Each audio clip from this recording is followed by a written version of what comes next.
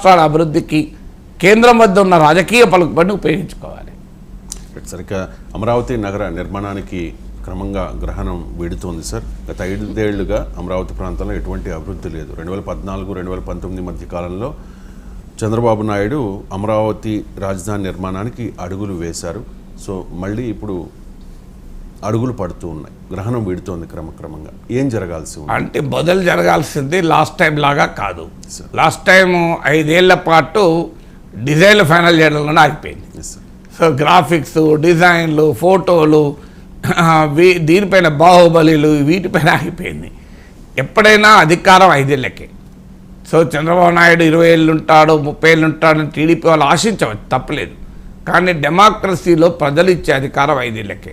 5 ఏళ్ల తర్వాత ఏమి జరుగుతుందో ఎవరు ఏమీ చెప్పలేము. 2014లో ఈ మాట చెప్తే మేమే 20 ఏళ్ళు ఉంటాం, అసలు మేము ఇంత అద్భుతమైన పాలన ఇస్తుంటే ప్రజలు ఎందుకు మమ్మల్ని వదులుకుంటారు అని టీడీపీ నేతలు మాట్లాడారు. ఏం జరిగిందో మనం 2019లో చూసాము. అందువల్ల 2024లో అధికారంలోకి వచ్చిన Chandrababu Naidu in the interest of Amaravati చేయాల్సింది ఏంటంటే 2029లో జగన్మోహన్ రెడ్డి వచ్చినా ఇక అమరావతిని ముట్టుకోకుండా చేయాలి. సో అది చెయ్యాలి అంటే గ్రౌండింగ్ కావాలి. ఏదో తాత్కాలిక భవనాలతోనే ఇంకా నడుపుతానంటే కలవది. It's not difficult. నేను ఉదాహరణ కూడా చెప్పాను, హైదరాబాద్లో సెక్రటేరియట్ బిల్డింగ్ ఎంత తొందరలో పూర్తయిందో చూడండి మనం. సో కేసీఆర్ ఉండగానే ప్లాన్ చేశారు, కేసీఆర్ ఇనాగ్రేట్ చేశారు. అఫ్కోర్స్ అందులో కొలుదీరే సమయానికి కాంగ్రెస్ అధికారంలోకి రావచ్చు, కానీ బట్ కేసీఆర్ కన్స్ట్రక్ట్ చేసి ఇనాగ్రేట్ చేశారు. అది పద్ధతి. అంటే నేను మొదలు పెడతా, అది ఇంకెప్పుడో అవుతుంది అంటే అప్పటిదాకా ఎవరుంటారు, ఏముంటారు, ఎవరు చెప్పగలరు. ఇక్కడ రాజకీయాలు చాలా వేగంగా మారుతూ ఉంటాయి. ఎవరిని ఊహించామా? అసలు లోకేష్ చెప్పాడు కదా, మేము ఊహించిన ఈ ఫలితాన్ని మేము కూడా ఊహించలేదు, it was a pleasant surprise అన్నాడు. లోకేష్ ఊహించకపోతే ఇక నాగేశ్వరరావు, రవిశంకర్ ఊహిస్తారా? ప్రాక్టికల్గా సాధ్యమా? సో అందువల్ల ఇది లోకేష్ ఎన్డీటీవీకి ఇచ్చిన ఇంటర్వ్యూలో చెప్పాడు, మేమేం గెలుస్తామని అనుకున్నాం కానీ ఈ స్థాయిలో గెలుపును ఊహించలేదు, it was a pleasant surprise అన్నాడు. సో అందువల్ల ఎవరికి అంచనాలకు అందని ఫలితం వచ్చింది. అందువల్ల ప్రజలు చాలా వేగంగా రియాక్ట్ అవుతారనడానికి ఇది ఉదాహరణ. అందువల్ల చంద్రబాబు నాయుడు చేయాల్సింది ఏంటంటే వీలైనంత త్వరగా permanent structures, assembly, secretariat, high court, ఈ పర్మనెంట్ స్ట్రక్చర్స్ను ఫుల్ఫిల్ చేయాలి. అంటే రాజధానికి ఒక స్వరూపం వస్తుంది. అల్టిమేట్గా రాజధాని అంటే మిగతా అన్ని తర్వాత. ఇప్పుడు ఢిల్లీకి బాంబేకి ఏం తేడా? ఏ రకంగా చూసినా ముంబై అనేది చాలా వైబ్రెంట్ సిటీ, ఎకనామిక్గా చాలా స్ట్రాంగ్ సిటీ. కానీ ఢిల్లీకి ముంబైకి ఏంటి తేడా? మీకు ముంబై పర్ క్యాపిటల్ జీడిపి ఎక్కువ, ముంబై నగర జీడిపి ఎక్కువ, ముంబై నుంచి వచ్చే ఇన్కమ్ ట్యాక్సెస్ ఎక్కువ. ఏ రకంగా చూసినా ఢిల్లీ కన్నా ముంబై ఎక్కువ.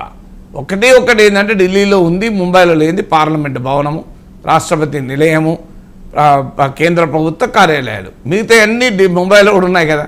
సో అందువల్ల అమరావతి రాజధాని అంటే మనం ఎన్ని చెప్పినా ఫస్ట్ థింగ్ ఏంటంటే రాజధానికి సంబంధించిన పొలిటికల్ ఇన్ఫ్రాస్ట్రక్చర్. ఈ పొలిటికల్ ఇన్ఫ్రాస్ట్రక్చరు ఇంకా సింగపూర్ అంటూ అదంటూ ఇదంటూ జాప్యం చేయడము, డిజైన్లు దగ్గర ఆగడం కాదు.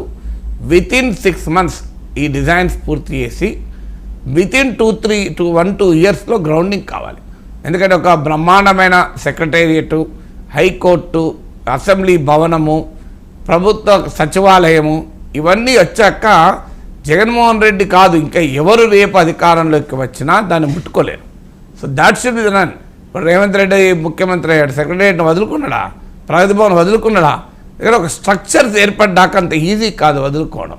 నిజంగా చంద్రబాబు నాయుడు మొదటి టర్మ్లోనే ఈ పని చేస్తుంటే జగన్మోహన్ రెడ్డి అంత సులభంగా అమరావతిని వదులుకునేవాడు కాదు, వదులుకోవడం అవకాశం కూడా వచ్చేది కాదు. అందువల్ల అది ఫస్ట్గా చేయాలి, పొలిటికల్ ఇన్ఫ్రాస్ట్రక్చర్. సో బ్రహ్మాండమైనటువంటి భవనాలు కట్టడానికి కేంద్ర ప్రభుత్వం కూడా సహాయం చేస్తుంది, చేయాల్సిన బాధ్యత ఉంటుంది, ఎందుకంటే అది విభజన చట్టంలో ఉంది. సో ఇక్కడ వరకు రెండవది ఇది ఒక అవకాశం. న్యూ సిటీ నిర్మాణం, గ్రీన్ఫీల్డ్ సిటీస్ అంటారు, చాలా రేర్గా అవకాశం ఉంది. మీరు ఇప్పటికీ చూడండి, చండీగఢ్ లాంటి సిటీ భారతదేశంలో ఇంకోటి లేదు. So because is a planned city. ఇప్పుడు Hyderabad is not a planned city, అందుకే మీకు ఈ రకంగా ఉంటుంది.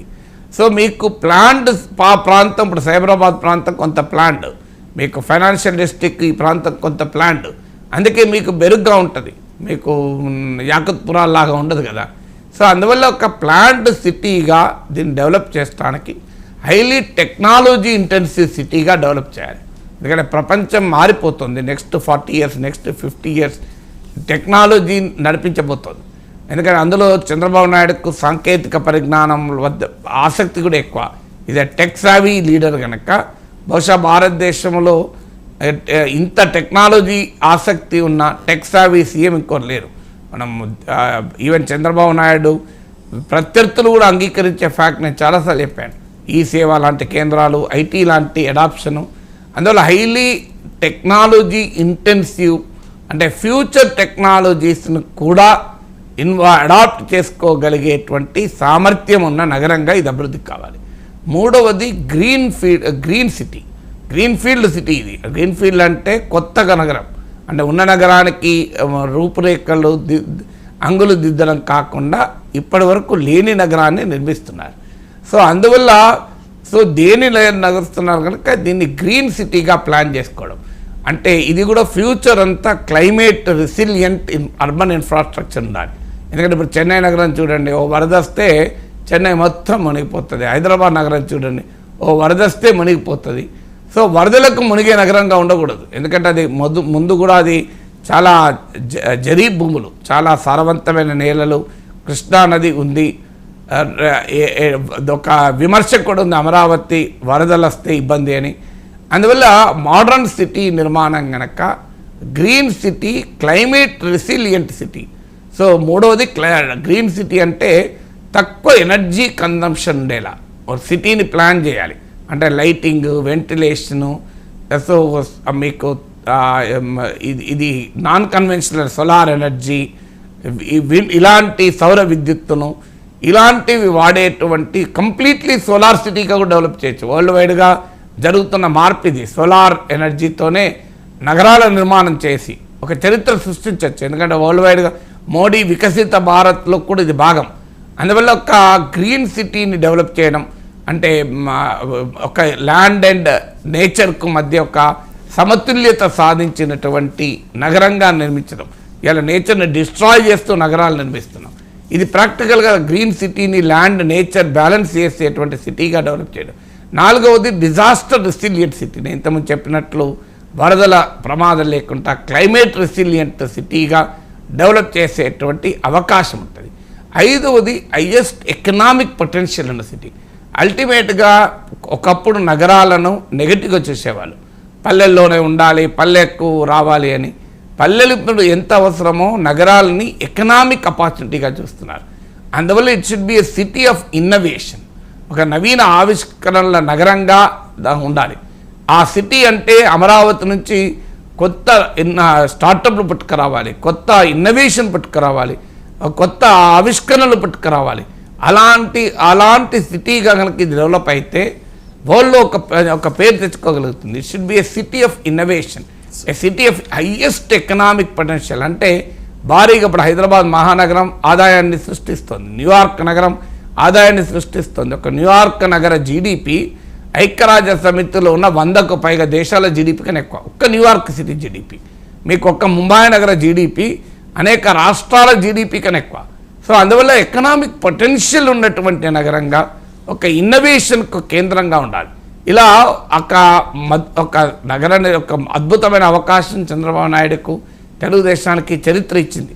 సో ఈ ఆపర్చునిటీ, హిస్టరీ ఇచ్చిన ఆపర్చునిటీని ఒక అద్భుతమైన మహానగర నిర్మాణం దిశగా, అమరావతి కళను సాకారం చేసే దిశగా ఉంటే చరిత్రలో చంద్రబాబు నాయుడు, తెలుగుదేశం పార్టీ నిలబడిపోతుంది.